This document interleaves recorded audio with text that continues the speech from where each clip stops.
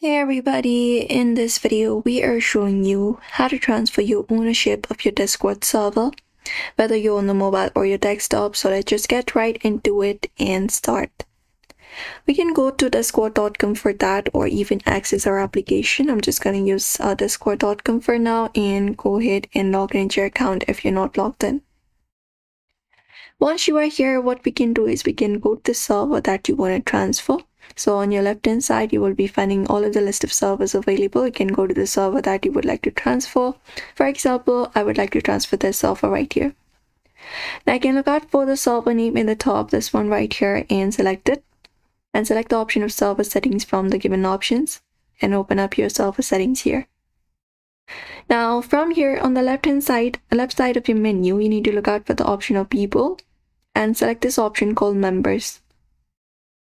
And from here you will be finding all of your members, etc.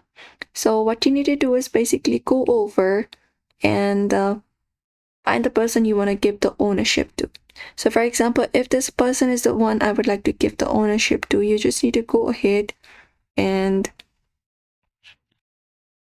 look out for the three dot and click on it, and you just need to select this option of transfer ownership.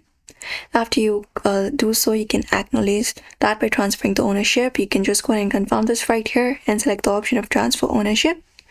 Once you select the option, you just need to go ahead and verify yourself by entering the verification code you will be receiving on your email. After that, just go ahead and confirm this by clicking on this option called transfer ownership. And once you complete the transfer, when prompted, that is how you basically go ahead and transfer the ownership of your Discord server. And that is it.